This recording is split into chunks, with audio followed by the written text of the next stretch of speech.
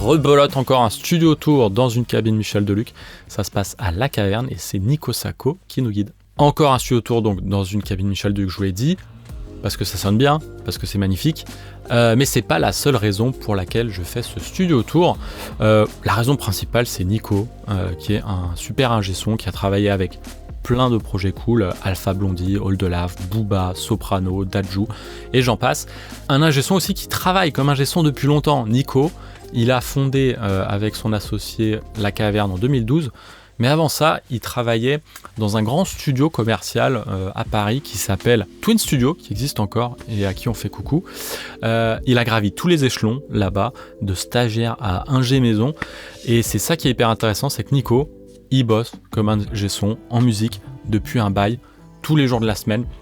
Donc il va pouvoir nous montrer un peu sa méthode de travail, sa mentalité, puisqu'en fait il est de cette école-là, de prendre des décisions à la prise, qui est un peu, j'ai envie de dire, l'école saine, et celle des ingé sons qui, je vous le dis, travaillent dans les studios commerciaux et qui donc ont besoin d'être efficaces et de prendre les meilleures décisions possibles. Bon, je vous dis ça, mais évidemment, c'est un peu la ritournelle que vous entendez dans tous les studios tours, mais je trouve que c'est toujours sain d'écouter les gens de cette école parler de leur manière de travailler. Et c'est notamment ce qui explique le rapport qu'a Nicolas au micro. Et dans ces micros, vous allez retrouver notamment la marque Dr. Smith. Vous l'aurez compris, le sponsor de cette vidéo, c'est moi, avec ma boutique coolkidsaudio.com. J'avais envie de vous faire donc cette promo sur les micros Dr. Smith parce que Nicolas les utilise et en parle dans la vidéo. Donc si vous voulez choper ces micros assez peu onéreux et hyper pratiques, notamment sur les drums, mais pas que, ça se passe en description. Voilà, c'est tout pour cette petite intro. Sans plus attendre, je vous laisse donc à la découverte de La Caverne Studio à Paris en compagnie de Nico Sacco. Bienvenue à La Caverne. Merci.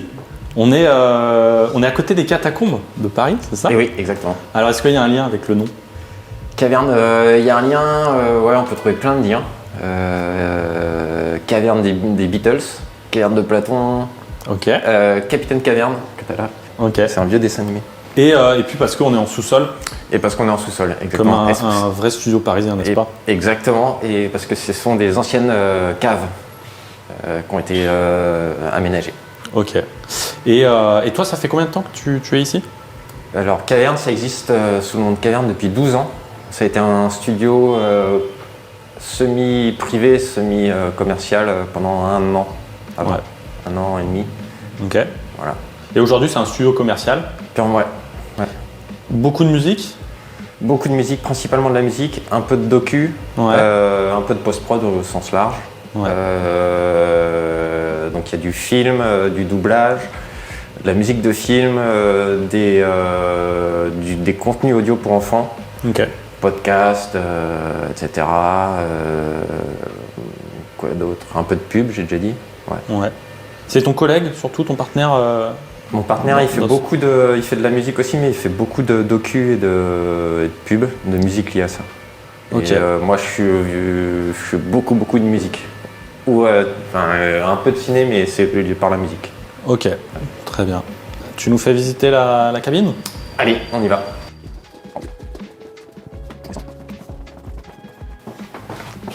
Et voilà la régie. Je te laisse passer devant. Ok.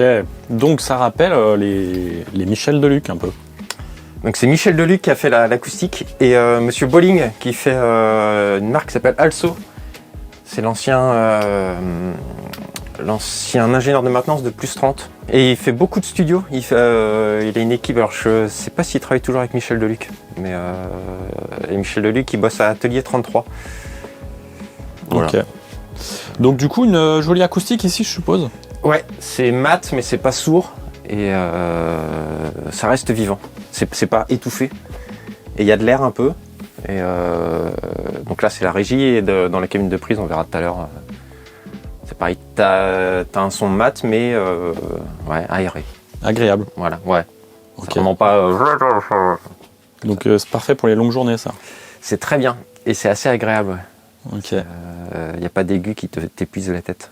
Bah, d'ailleurs on parle monitoring, là t'as des Eve Audio Ouais. et avant t'avais des Klinger Favre. Avant on avait des Klinger parce qu'on a un ami qui était distributeur pour Klinger et on a eu des Genelec, on a eu un peu plein de marques, on a eu des Adam, On a eu un peu différentes marques. Moi, je suis pas un gros geek du monitoring. Je suis pas très porté focal et tout ça. Des trucs assez aigus. Enfin, que je trouve un peu aigus. Mais je peux changer. Moi, quand j'ai commencé, en fait, je bossais dans un studio. Il y avait plusieurs studios. Et vu que j'étais l'ingé maison, j'avais les enceintes que les ingés externes ne voulaient pas. Donc, j'avais l'habitude de changer assez rapidement, assez souvent. Donc, je suis pas affilié. Les F, c'est vraiment cool. C'est un bon rapport qualité-prix. Mais T'es pas sectaire, toi, dans les enceintes? Non. Si tu me les enlèves, je vais pas arrêter de bosser, quoi. Ok. Très bien. On va parler matos alors, du coup, Allez, parce que là, il y a ce qu'il faut. Geek. Déjà, c'est quoi le cœur? On voit un Pro Tools HD.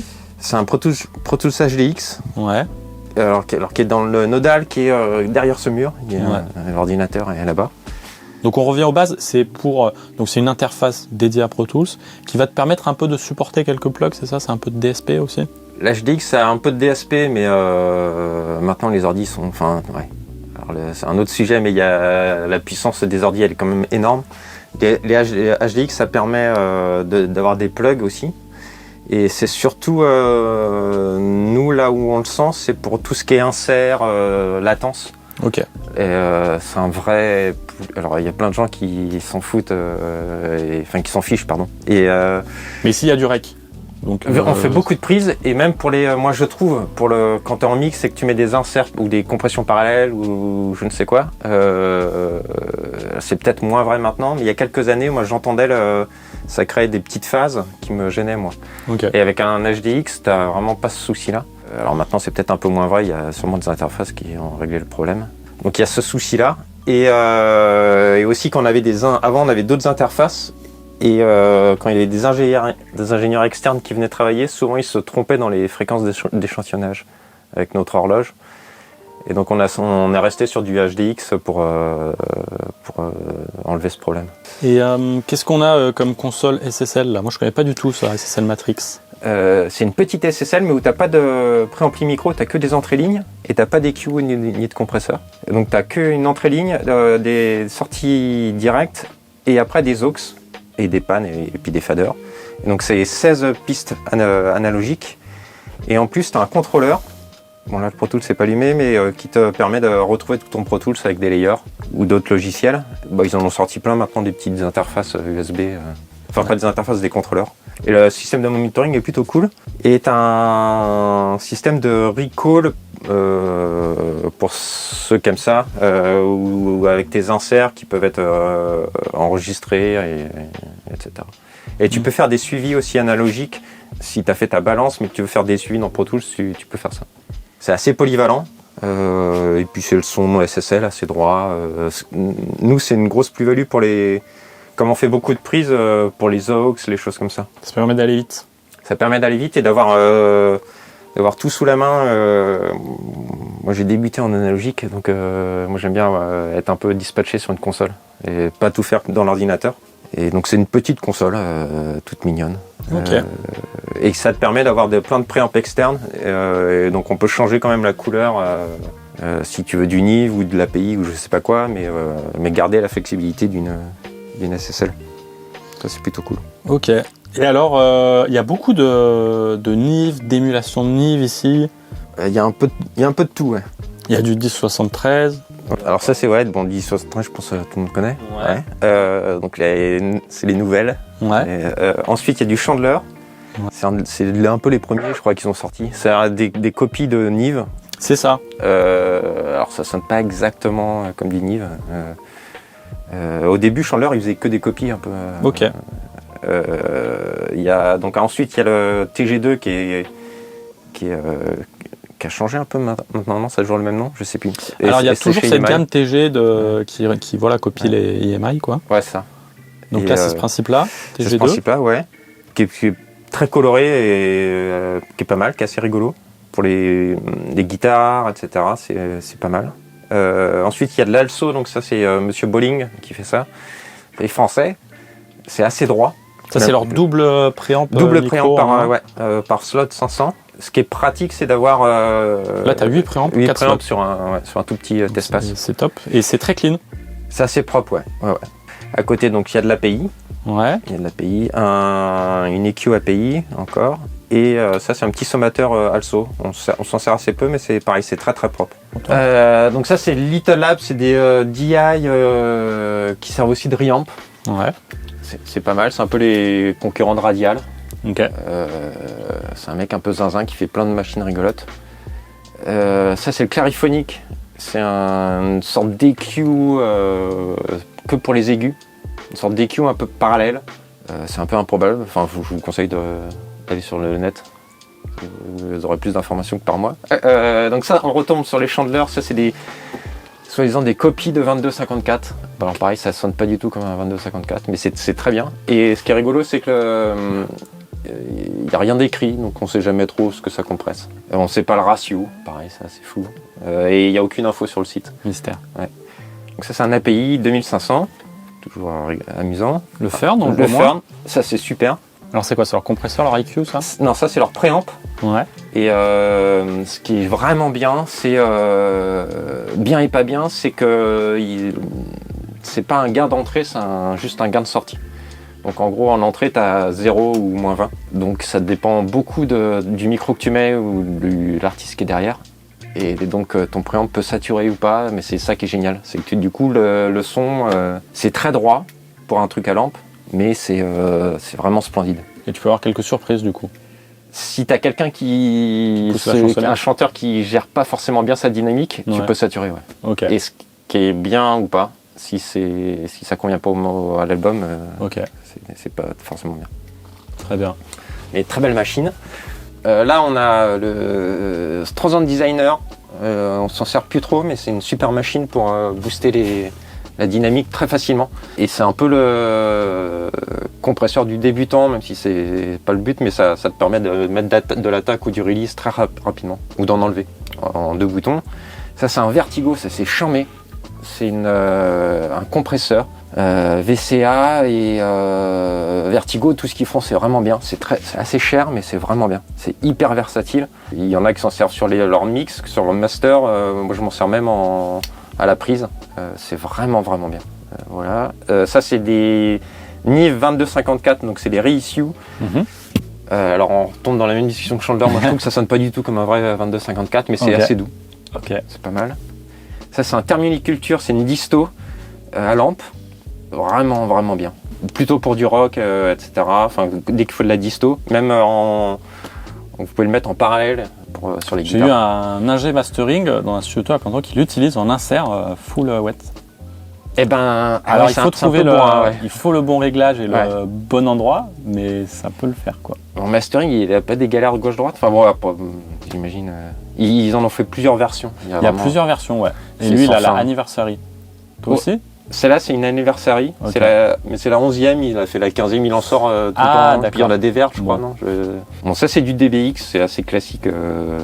Bon, c'était là quand on a récupéré le studio. Et ils sont utilisés, les DBX? Ils sont rarement utilisés. Mais c'est bien, hein, mais ils sont rarement utilisés. Là, on a un DIMD, moi, c'est la première machine que j'ai achetée il y a très longtemps. Et c'est super, mais c'est juste un chorus. Donc c'est pas utilisable tous les jours. Ouais. Et c'est génial. Clark, ils en font une copie que j'ai jamais entendue, mais qui a un prix ridicule. Ça, c'est une reverb à ressort. Une vraie reverb, Will Reverb. Ouais, mais qui est en rack, qui est pas c'est pas un gros monstre. On en a 2, parce que normalement, t'as une reverb courte et une reverb longue. Comme on les trouve cool, on en a racheté une et on a fait un micmac. Comme ça, on a une qui est longue en stéréo et une qui est courte en stéréo. Okay. Et la courte, elle est quand même, elle fait bien 1 seconde et demie, elle est quand même assez longue. Ça, c'est un copain qui s'appelle François-Maxime Bouteau, et c'est fait par Olivier Bolling. Donc il y a un rack on retrouve ses préamps, et en même temps il y a des tranches Nive, juste pour les Q, très typées du coup, c'est les vieilles Nive.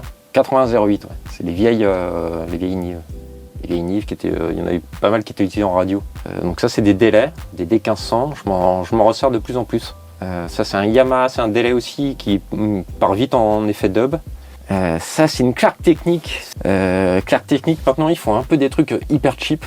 Je suis pas fan de la marque, mais à l'époque ils faisaient c'est un peu il y a des gens qui aiment pas, il y a des gens qui adorent. C'est un peu il y a beaucoup de gens qui comparent ça à une SO AMS. C'est la AMS du pauvre ça? Un peu ouais. Alors mais elle est bien. Bah ouais, mais c'est pas non plus tout à fait comme une AMS. Ok. Ça c'est un flanger, c'est la même série que les DIMD, donc c'est un flanger assez doux. Ici c'est une Rev 7, c'est une reverb horrible, mais qui est géniale, mais qui est horrible. Mais quand on fait de la musique un peu typée années 80, c'est la reverb qu'il vous faut pour vos synthés. Il y a des chorus aussi. Assez kitsch, c'est un peu l'ancêtre de la SPX 90. Ici c'est une M5000, c'est une reverb, qui est l'ancêtre de la R4000 qui est là-bas. Ou sinon des M6000 pour ceux qui connaissent plus. Donc là, un Phoenix, c'est la même marque que la disto, c'est un compresseur à lampe. Ça, c'est vraiment bien aussi, quand on aime les trucs typés. Un préampli Universal Audio, la reverb ressort dont on parlait en version courte. Ça, c'est un Audioscape, c'est une marque qui fait des copies, des clones de toutes les vieilles machines, des 1176, etc. Donc ça, c'est un clone de 160 vues.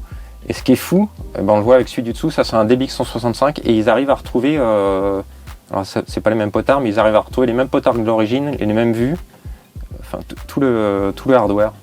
Et c'est assez incroyable. Et le son aussi, c'est un peu plus moderne mais c'est vraiment bien. Ça c'est la Lexicon 200, c'est un des derniers achats du studio. Donc c'est une vieille reverb mais qui est vraiment super et on s'en sert sur tous nos projets quasi. Ça c'est un préamp à Nive. Encore des préamps Nive. Encore des préamps Nive qui sont très pratiques parce que pareil ça prend pas beaucoup de place et pour des batteries ou des choses comme ça. Là c'est un LA4, un vieux papy. Et alors ça pareil si vous arrivez à mettre la main dessus c'est vraiment cool. Ça te permet de niveler une piste sans trop entendre la compression. C'est pas bien pour tout mais quand ça marche c'est merveilleux. Voilà, une petite EQ Nive, un Tube Tech. Ça c'est des Airball, c'est une marque qui fait un peu comme Audioscape, qui fait des copies des 1176 mais en do it yourself, donc tu achètes les kits et tu te le construis tout seul. Ça fonctionne pareil mais ça n'a pas la magie des vrais. Là on a une PCM 70, une PCM 60, ça c'est une VRS 23, c'est un délai qui fait un peu reverb aussi, qui est très bien. Et ça c'est un CLS 222, c'est un simulateur de Leslie qui est très doux, qui est super pour les synthés. Ou les voix, si on veut faire des effets. Mais... Alors moi j'ai une question pour toi. T'as beaucoup d'émulation, t'as beaucoup de reverb digital. Enfin beaucoup, t'en as quelques-unes. Ouais. Ça c'est la question que les gens se posent. Pourquoi avoir des reverbs digitales en 2024 si dedans c'est que des algorithmes? Ah ouais, alors ça c'est un vaste sujet. Alors je vais essayer d'éviter de dire des conneries. En fonction des projets sur lesquels tu bosses, si tu fais un truc hyper moderne et qu'en plus tu dois aller vite et tu sais qu'il va y avoir des recalls et tout ça, effectivement tu peux utiliser les plugs, ça va être cool et ça va marcher. Moi personnellement j'ai appris sur du matériel, sur du hardware. Et donc je trouve que c'est plus rapide, plus efficace et que ça sonne vite. Enfin tu sais vite si ça marche ou si ça marche pas.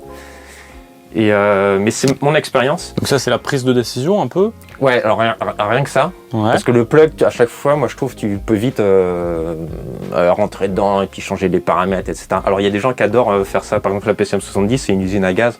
Moi je vais pas dans les paramètres, je choisis juste les presets et après je les change si besoin. Mais l'avantage de ces machines-là, c'est qu'elles ont des convertisseurs et qui sont ce qu'ils sont. Et donc c'est bien et pas bien. Et qui sont colorés, enfin. Et qui amènent une vraie couleur. Et alors il y a plein de gens qui vont te dire mais les plugs ça fait pareil. Et j'ai envie de dire oui et non. Moi je trouve qu'il y a une magie quand tu mets une profondeur qu'il n'y a pas en plug.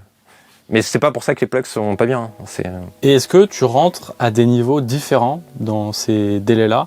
Est-ce que ça te change le son? Ah ouais, tu peux jouer avec ça. Par exemple, il y en a qui supportent pas.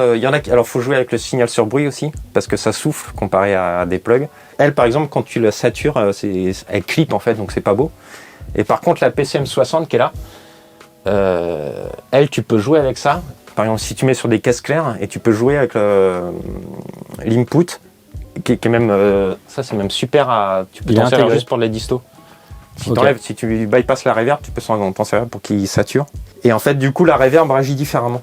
La M5000, nous, on l'avait essayé, elle est câblée en AES. Et on trouvait ça moins intéressant, justement. C'était plus froid. Tandis que dès qu'on passe par les vieux convertisseurs, il y a un truc qui se passe. On est dans le sens, l'ordre du sensitif. Donc, ouais. Mais je pense que c'est ça les vieilles 480, c'est une magie, quoi. Mais après, les plugs, toi, c'est cool aussi. Mais moi, je m'amuse plus avec des reverbs en hardware. Et en plus, à recoller, c'est quand même pas très compliqué. On passe à la cabine de rec. Tu veux regarder ici un petit peu? Ouais, ici, qu'est-ce qu'on a? Alors ici, on a des instruments. On a pas mal de synthés, de claviers, de choses comme ça. Wurlitzer, Solina. Voilà, il y a un Solina qui est là. Là, il y a un GX3P. Il y a un Juno 6. Là, il y a un Korg qui imite un orgue. C'est plutôt pas mal. Et c'est quoi l'instrument emblématique de la caverne alors? Waouh! Ou alors le synthé qu'on sort le plus? Le synthé qu'on sort le plus, le Wurli, il est pas mal utilisé. Sinon, dernièrement, je vais te le montrer après, il y a un orgue immonde qui a été beaucoup utilisé dernièrement. Il y a des effets guitare, ça c'est charmé. Waouh, la pédale à l'ancienne. Si vous avez l'occasion. Donc ça on le voit au vide-grenier, il faut l'acheter. Ouais, mais j'ai peur que avec internet ça se trouve plus difficilement. Et tu vois là il y a un bon Tampi et on s'en est beaucoup servi. Un bon Tampi c'est une marque d'orgue, c'est une catastrophe au niveau du son et c'est ça qui fait que c'est génial. Et il y a des boîtes à rythme vraiment horribles mais c'est fantastique. C'est quoi, c'est un farcifa français hein? C'est le c'est le Farfisa, ça, franchouillard. Franchouillard. Ouais. Ok. Et donc voilà. Donc la cabine de prise. Et donc voilà, tu vois, on en parlait. Donc le Farfisa, c'est celui dont je voulais te parler. Et le Farfisa qui a aussi celui-là, il a des boîtes à rythme qui sont là. Et ça, on s'en est servi il y a pas longtemps. Et pareil, lui, il descend dans le grave, c'est assez intéressant. Et donc là, on est dans la cabine de prise. Hop. Je ferme aussi. Donc je disais toujours mat, mais avec un peu d'air quand même. Ouais. Et alors, bon, nous on est en sous-sol et on est dans Paris, donc on n'a pas une hauteur de plafond de malade. Mais voilà, on peut déjà faire pas mal de choses ici. Voilà. Là, il y a un vieux papy, un vieux Steinway. C'est pas bien pour du classique, c'est pas du tout ce qu'il faut, mais pour de la pop, c'est fantastique. Ok, c'est ça apporte un peu de cool. cachet, quoi. Ça fait ridicule de dire ça, mais c'est un des pianos, ils nous l'ont piqué à Abbey Road, ils ont le même. C'est vrai c'est la même famille, quoi. Ok. C'est vraiment cool. Ici, il y a un miroir. Alors, ça sert à quoi? Ça sert pour les chanteurs un peu mégalos. Et pour les... Si tu veux justement ouvrir un peu plus, ça amène plus de réflexion. Pour les batteries, des fois, c'est cool. Et c'est surtout bien pour les cuivres. Quand on fait des sections de cuivre, ça enlève ce côté un peu mat. Ok. Donc ça ouvre un peu plus le son. Est-ce que tu nous parles de tes micros? Parce que tu as un joli parc micro. Alors les micros, c'est par là. Allez. Là, on a une autre cabine de prise avec plein d'instruments pour faire du bruit. Et les micros, c'est le côté geek, donc c'est par là. Donc les micros, alors l'espace est petit. Par contre, on commence les gros, les petits. Les micros stars, ceux qui sortent le plus souvent. Ah mais tous. Tous ils sortent. Alors, les micro-voix les donc, plus utilisés. Faisons les gros alors. Allez. Les micros, ici, nous on a un Josephson et on surkiffe cette marque. C'est un gros micro qui a la particularité, alors ils en font plein de différents, mais celui-là c'est le C700. Il y a deux capsules, une bille et une omni, et ça sort sur un Y. Alors c'est un peu relou, mais c'est ça qui est bien aussi, ça sort sur un Y. Et donc il te faut deux préamplis, et quand tu les sommes, ça te fait un cardio. Mais tu peux aussi utiliser que l'omni, ou tu peux jouer avec la directivité du micro à la prise. Et c'est des micros très droits. Et au mix? Alors au mix, moi c'est pareil, moi je fais le son à la prise, mais oui, il y a des gens qui pourraient se donner cette possibilité-là. Ouais, compresser l'omni différemment du bi, etc. Okay. Moi c'est pas mon délire, mais parce qu'après du coup, tu fais 10 000 trucs à gérer. Ouais. Mais c'est vraiment vraiment bien. La personne qu'on a fait buzzer, qui l'a fait buzzer, c'est un certain Steve Albini. Quand tu vas sur son site, je sais pas si c'est encore le cas, mais avant c'était la page de garde, c'était le micro. Ah ouais, ok. C'est très droit, mais c'est fou, ça a une profondeur de malade. C'est statique, c'est pas lampe. Ils en font une version à lampe qui coûte, je crois, genre 8 ou 10 000 euros. Et ils en font des versions plus petites. Ils font différentes versions et ils font aussi des omnis, on a une autre paire, je te montrerai. Ça c'est vraiment vraiment bien. C'est un peu l'antithèse d'un 47. C'est pas coloré. Ok. Et si tu as une voix de canard, tu auras une très très belle voix de canard. Ok. Là, on a un AEA, un R44. Ça, on l'utilise beaucoup sur des prods plus folk, enfin plus typés. Donc, c'est un micro à ruban. Donc, c'est une copie des vieux 44. Ok. Super marque. Si vous cherchez des micros à ruban, ça c'est vraiment bien. Oui, ils ont une gamme très complète de micros à ruban. Vraiment dans plein de styles différents. Ils ont sorti un qui a une sorte de SM7 à ruban qui est super. Alors là, on a un Flea ou Flea, je sais jamais comment on dit, Flea. Alors ça c'est leur super FET. Alors c'est pas une copie de 47 FET, mais c'est une, on va dire que c'est leur version à eux de leur 47, mais sans les lampes. Trop classe. Avec la petite suspension. Flea c'est une bonne marque. Ils font des copies de C12, de 47, là ils ont sorti un 251. Donc ça c'est un peu les gros micros. Avant on avait un 47 à lampe, mais on a un Flea justement, mais qui n'était pas à nous, qui était en prêt. Alors je continue sur les rubans. On a des Coles. Alors qu'est-ce que tu cherches toi dans un micro à ruban? Pourquoi tu sors un micro à ruban? Alors c'est la couleur, c'est vraiment une couleur différente des statiques. C'est une gestion de la dynamique qui est différente. Et c'est une couleur. Donc sur quoi? Sur les transitoires, ça va te. Sur les transitoires, ouais. Et qu'est-ce que ça fait? Ça les ralentit, ça les accélère? Non, mais ça réagit très bien justement sur les transitoires, ça les adoucit. Tu peux vite avoir un effet un peu d'ensemble. Et alors souvent ils sont bidirectionnels, donc souvent ça te donne quand même de l'air à la prise. T'as un effet de proximité aussi qui est très important. C'est à la fois bien et pas bien, mais c'est super. Ah donc faut faire gaffe au placement. Ouais, et vu que c'est des rubans, si tu mets juste devant la grosse caisse, en plus il va s'en prendre, le ruban peut sauter. Mais ça c'est un peu je pense que les gens le connaissent, c'est le micro un peu Beatles quoi. Ça sur les overheads de batterie c'est chambé. Sur des guitares, ça peut être très bien. Guitare électrique, guitare acoustique? Guitare électrique, ouais. Guitare acoustique c'est très très typé. Mais sur guitare électrique, sur l'ampli alors? Ouais, alors ça dépend du volume. Si tu fais du métal, ouais, voilà. Et ça dépend du son que tu veux. Ça peut paraître, ça fait très vite radio un peu sourd. Ouais. Donc si c'est ce que tu cherches, c'est merveilleux. Si tu cherches un son moderne et cristallin, c'est exactement pas ce qu'il te faut. Okay. Et c'est vraiment cool. Tout ce qui est percussion, en fait, tout ce qui est percussif, c'est assez fou. On a des 160, c'est des Beyer. Donc eux pour le coup ils sont cardioïdes et ils sont un peu plus restreints, c'est des super micros. Alors on a des Royer, donc on a des 122 et des 121. Celui-là il a pris un peu cher je crois. Donc celui-là on l'a récupéré d'occasion, donc vous voyez il a été un peu attaqué par l'humidité. Je sais pas quand est-ce que c'est sorti, ça a 15-20 ans. C'est devenu un standard pour les guitares électriques. Ça et le 57 à côté. Et ça et 57, et d'ailleurs, ils ont sorti une suspension comme ça. Tu mets ton ruban comme ça, et là tu mets un 57. Ah, ils ont tout compris. Et donc ça te met qu'un pied, et si tu le mets pile là, ton 57, t'es en phase. Donc t'as pas de galère de phase, t'as pas de galère de pied. C'est vraiment bien.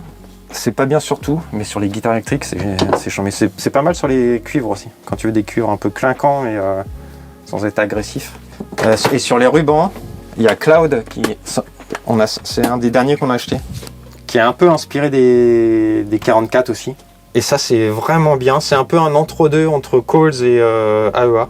Et Cloud, alors moi j'en ai pas, mais ils sont connus pour faire des petits boîtiers. Les Cloud Lifter. Ouais voilà. Et en fait ce micro là a un Cloud Lifter intégré. Bon là on le voit pas mais. Et donc tu peux lui mettre du 48 volts et tu as un gain à peu près normal. Ça, là, il n'y a pas longtemps, on a fait tout un album de folk, guitare-voix, et on a utilisé que ce micro. Donc voilà pour les rubans. Alors, les micros rigolos, c'est le micro français. Il y a le Fuzzyphone, qui est Griffon, je crois, maintenant. Ouais. Voilà. Ça, c'est... Alors, ils ont vécu. C'est des micros... Bah tiens, ça se rapproche des Alien Space. Ouais. Et c'est un micro où derrière t'as une espèce de disto. Elle est où la capsule? Elle est là, juste là. Et donc ça te fait un son, plus tu tournes le bouton, plus tu vas dans les années 50. C'est un effet quoi. Mais ça m'est arrivé de faire sur un album, c'était juste ça avec un Coles. La batterie était enregistrée juste ça avec un Coles et c'était super. Et il y a pas longtemps, il y a un joueur de dobro où on s'est pris la tête pendant 3 heures à mettre tous les micros du monde et il était pas content. Et au final, on lui a mis ça et c'était merveilleux. Trop bien. Donc des fois, les gros micros chers, c'est pas forcément ce qu'il faut. On a pas mal de micros pour faire des effets. Il y a le Copperphone. Qu'est-ce que ça fait ça? Ça fait téléphone? Ça fait une voix un petit peu téléphone comme ça. Mais il y a une chambre il y a un résonateur et alors pareil, c'est la même discussion que pour les reverbs. Ouais, mais je pourrais faire pareil avec un plug, sauf que là tu as le rendu à la prise. Et c'est pas mal. Par exemple, sur le piano, quand tu veux un son un peu piano punaise, ça accentue bien le truc. Et sur les batteries des fois aussi, c'est cool. Il y en a qui utilisent sur les voix en complément d'un gros micro. Ça te permet de rajouter un peu de médium. Les petits Josephson, c'est une sorte de petit KM. Mais c'est pas cher, c'est hyper bien, c'est solide, c'est dans une boîte. Les vieux KM ou les anciens KM, ça sonne plutôt. Alors, ouais, ça rentre dans un débat. Non, ça sonne plutôt comme des nouveaux KM. Okay. Mais c'est moins dur et c'est moins cher en plus.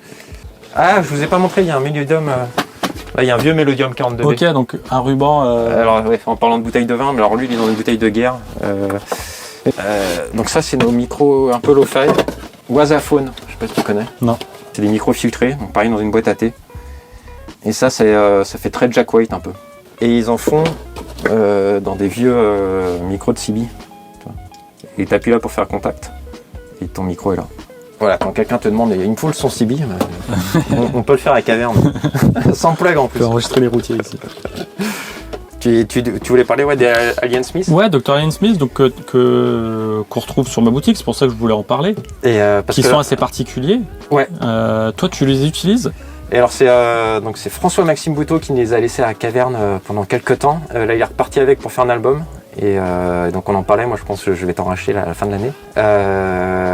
Donc moi j'ai utilisé le Alien 8. Je l'ai utilisé sur un projet où il fallait aller très vite et il voulait un son très typé. Et on l'a mis sur le kick et les clients étaient hyper contents. Et sinon celui qu'on a beaucoup utilisé c'est le Dirt Mic. C'est un peu un cousin du Copperphone ou de l'autre contre du Wasaphone. Donc micro à distorsion.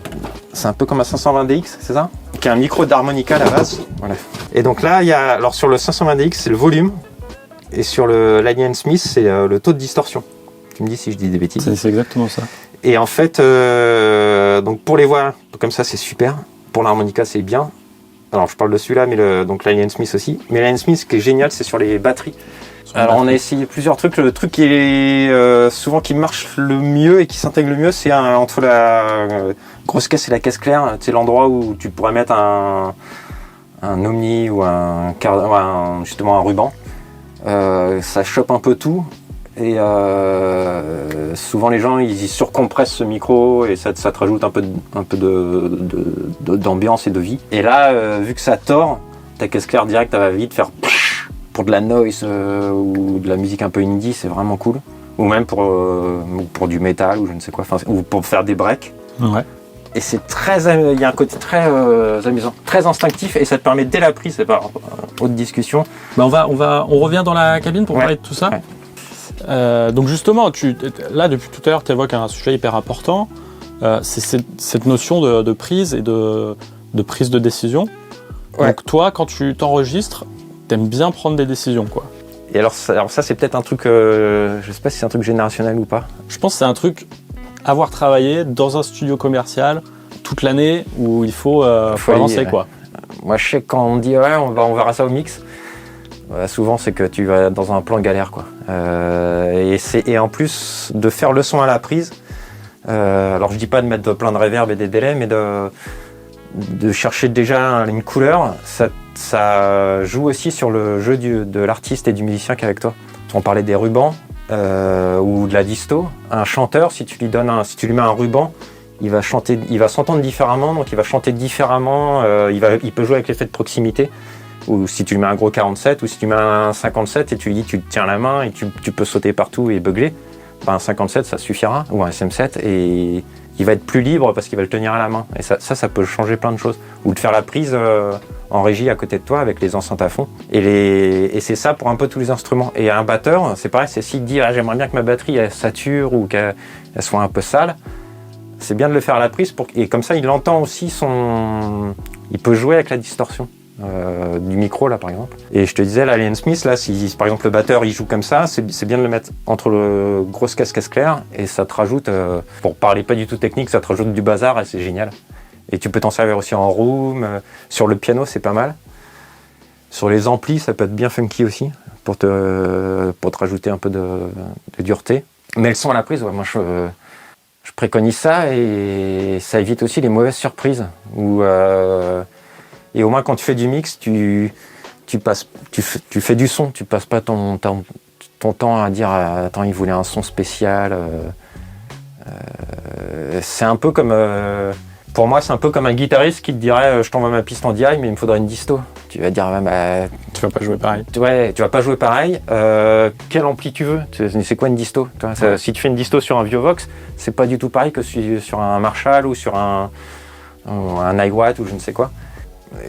Et donc ça joue vachement. Il y a des batteurs, ils aiment avoir un son très mat, donc c'est important, je pense, de le faire à la prise avec 3-4 micros. Et les batteurs, ils veulent avoir de la roue, mais et je sais pas justement que ce soit sale, c'est bien de le faire. C'est mieux de le faire à la prise. Il y a des batteurs, ils veulent, je sais pas, un son années 80. C'est bien de leur mettre la reverb kitsch dont on parlait tout à l'heure. Tu leur mets au casque et direct ils peuvent jouer avec. Ça joue sur leur interprétation et donc le final est beaucoup plus instinctif. Et comme il y a un effet escalier quand même pour. Faut qu'il y ait une bonne chanson, tu fais des bonnes prises. Si la batterie, par exemple, elle est déjà réglée dans cette couleur-là, la basse après va s'intégrer plus facilement, les guitares aussi, plutôt que de dire on verra après et tu vas galérer quoi. Ok. Enfin, bon, c'est mon avis. Et pour revenir donc à la caverne, qu'est-ce qu'on enregistre ici comme musique? Ici, on fait de tout. Est-ce que c'est vrai ça? Parce qu'il y a plein de studios qui vont dire on fait tout et au final ils sont cantonnés dans ces styles. Mais moi de ce que j'ai vu de ce que tu as là, c'est vraiment varié. C'est assez varié. Là, on peut faire du reggae, on peut faire du. Alors, on fait toujours c'est très typé pop. Non, on fait pas de classique. On peut faire des petits quatuors. Oh, ça c'est encore un autre monde. Ouais. On fait quand même de moins en moins de rap estampillé vraiment urbain, mais on le fait toujours un petit peu. Tout ce qui est acoustique, on fait. Et on a une clientèle qui fait autant de la folk que là cet été j'ai fait un album un peu bossa. Hier c'était du gros rock. Le mois prochain il y a de la noise et ça peut être aussi du gros commercial. On fait des trucs aussi pour enfants. Il y a Aldebert qui vient enregistrer ici de temps en temps. Chantal Goya est passée là. Voilà. Des métalleux sont venus ici. C'est assez varié. Et c'est ça qui est cool. J'ai fait beaucoup de hip-hop pendant longtemps. Ouais. Et j'ai fait pas mal de variates aussi au tout début. Et quand tu fais tout le temps le même truc, au bout d'un moment, ça devient un peu... Tu t'enfermes pas, mais tu prends vite des réflexes. Et après, c'est dur de les recasser. Tandis que quand tu changes de style, peut-être, toi en parlant des batteries ou des guitares, peut-être que tu vas faire d'une façon, et puis en fait, ça va pas convenir. Toi, tu fais pas du tout une prise de batterie pareille pour les métalleux que pour de la folk. Et c'est hyper intéressant personnellement et culturellement de varier, quoi. Ok. Tu disais quand même que tu vois peut-être un petit côté générationnel, toi, sur le côté prise de décision. Qu'est-ce que tu observes, toi, un peu ça fait quand même un moment que tu travailles dans ce studio, puis avant un autre studio commercial. Comment tu as vu, toi, évoluer ton métier? Alors, c'est un vaste sujet. Mais là, il y a l'arrivée de l'informatique qui a changé plein de choses. C'est pour ça que les gros studios ont une période où ils se sont un peu tous ramassés, avec toute la fermeture des gros studios de plus 30, du Palais, etc., d'Avou. Ce qui est compliqué maintenant pour les jeunes, parce que maintenant moi je fais partie des vieux. Avant, normalement, c'était un métier quand même, pas de niche, mais vraiment de passion. Je dis pas que ça l'est pas encore, mais et il fallait, si tu voulais faire ce métier, en gros, il fallait aller taper à la porte des studios, tu rentrais en stage et tu faisais l'évolution un peu classique. Maintenant, vu qu'il y a beaucoup moins de gros studios et qu'il y a énormément de demandes par les écoles, etc., les étudiants, ils ont beaucoup de mal à trouver, à apprendre en voyant des gens travailler. Et avant, donc, tu travaillais forcément, enfin quand même. T'avais un mentor? Alors moi j'en avais eu plusieurs, mais ce que je veux dire c'est que tu travaillais forcément un peu dans un studio commercial et donc tu voyais forcément passer plein de gens différents, donc tu apprenais plein de techniques et après c'était à toi de l'incorporer. Là maintenant, ce qui est génial, c'est qu'avec les plugins et internet, tu peux apprendre plein de choses en regardant des tutoriaux ou même juste en utilisant les plugins, alors qu'avant c'était obligé de les découvrir sur place, de les apprendre et l'éducation c'était beaucoup plus dur. Et maintenant qu'il y a Je suis en train de me perdre. Alors du coup, il y a moins ce passage par le studio commercial. T'apprends un peu par toi-même ou par Internet. Et pareil, vu que tu as moins cette notion de prise, tout le monde n'a pas la chance de faire des batteries chez soi et de faire des grosses guitares en mettant un fond. Donc il y a plein de trucs où tu peux mettre un simulateur, mais ton simulateur, du coup, tu vas le laisser en plugin jusqu'au mix. Donc au mix, tu vas continuer à le tripatouiller. Ta batterie, tu vas changer les sons. Et en fait, à chaque fois, tu peux déconstruire, reconstruire, ce qui est une opportunité de malade, mais ce qui est aussi hyper dangereux, parce que tu peux tomber dans un espèce... on en parlait tout à l'heure aussi, d'une espèce de vortex sans fin, où tu fais que tout le temps changer, et tu n'arrives jamais à un produit fini. Et alors que faire le son à la prise, t'aiguilles directement, c'est des choix que tu prends. Et ça peut être des erreurs, mais c'est des choix pris et ça conditionne l'évolution du projet. Chab, il appelle ça l'air du total recall. Eh ben, c'est un vrai problème maintenant. Avant, mais c'est fait des discussions de vieux, je suis désolé. Avant, tu faisais un mix, le groupe venait, t'écoutais, t'avais une journée pour faire le mix ou deux. Le groupe écoutait, tu tournais, et s'il y avait un problème, alors déjà tout le groupe donnait son accord, ou le décisionnaire, et s'il y avait un problème, tu étais obligé de payer le studio, l'ingé son. Il y avait un assistant qui mettait 1 heure pour retrouver à peu près tous les réglages, sinon il se faisait engueuler. Faire des retouches, il fallait pas que ce soit juste mettre le tambourin un peu moins fort ou un peu plus à gauche. Il fallait que ce soit assumé. Maintenant, mais tout le monde en a pris l'habitude, hein, même moi. Maintenant, il n'y a pas un mix où on me dit pas, j'aimerais peut-être changer ça. Et je pense qu'au mastering, ils galèrent aussi avec ça. Ouais, mais on a moins de boutons devant nous. Ouais, mais c'est un vrai problème. Mais c'est un vrai sujet, ouais, bien sûr. Toi, tu parlais d'Ulterminic Culture, la personne qui a utilisé Ulterminic Culture sur son master. Si on l'a rappelé 3 jours après en lui disant finalement, je voudrais changer un peu ça, ouais. Son Thermionic, je pense pas qu'il va sonner pareil que le... Probablement, ouais. Donc il va galérer, quoi. Enfin, ouais. Il va galérer. Et c'est des vrais, c'est des vrais positionnements et des questionnements. Et moi, je sais qu'il y a des projets où je fais tout dans l'ordinateur parce que je sais qu'il y aura des recalls et que je sais que ça va être une galère et que j'aurai pas beaucoup de temps. Par contre, les projets un peu plus indés où il y aura peut-être des recalls, mais ça va pas être tout à fait la même façon de travailler. Ok. Et les jeunes ingé-sons, c'est un vrai questionnement. C'est qu'il y a plus c'est une forme d'apprentissage différente qui est beaucoup plus large et souvent ils ont une culture qui est incroyable, mais il n'y a pas de praticité. Ok. Et, ça fait peut-être un peu vieux con. Non, mais en ayant interviewé plein d'ingés de toute génération, ça c'est quelque chose qui revient souvent, ouais. C'est vraiment problématique. Et tu vois, on parlait là des reverbs. Quand tu mets des reverbs en hardware, tu es obligé, du coup, ta chanson qui fait 5 minutes, tu es obligé de l'écouter 5 minutes. Tu lances pas le processing qui va te le faire en 30 secondes. Et quand on te demande des recalls, et pour peu qu'on te demande des stems aussi, qui est devenu la nouvelle norme, alors qu'avant personne ne faisait de stem, quoi. Et maintenant il faut tourner tous les instruments séparés. Et les gens ont du mal à comprendre ce que ça implique. Quoi. Ou même de refaire des prises. Ça arrive plein de projets où les gens refont des prises après, alors que tu as fait le mix. Et ils comprennent pas que ça veut dire que justement ça change tout. Ça va peut-être jouer sur ta position de la basse ou je ne sais quoi, ou changer même. Il y a des gens qui changent leur kick ou leur son de batterie, ouais. Et ça te modifie complètement le morceau. Et ça n'empêche que je pense qu'il y a la nouvelle génération, elle nous défonce sur plein de trucs justement. Ils sont décomplexés sur plein de choses et ça c'est super. Bon, mais vous voilà prévenu en tout cas sur si vous refaites le kick et que vous d'un mix de la caverne, attention. Hein. On le prendra mal. C'est ça. On fait coucou à ton partenaire, comment il s'appelle ? Ah, il est pas là aujourd'hui. Ouais, mais on peut donner son nom. Ah, coucou, oui, coucou Jean. Jean, ok, ouais. Qui fait pas mal de pubs, lui. Il fait pas mal de pubs et un peu d'électro aussi. Okay. Mais il fait la musique pour la pub. La musique ou le son. Et voilà, en tout cas, merci pour cet accueil. Encore une cabine Michel Deluc, alors moi je suis trop heureux. Et merci encore Nico, et à la prochaine. À bientôt.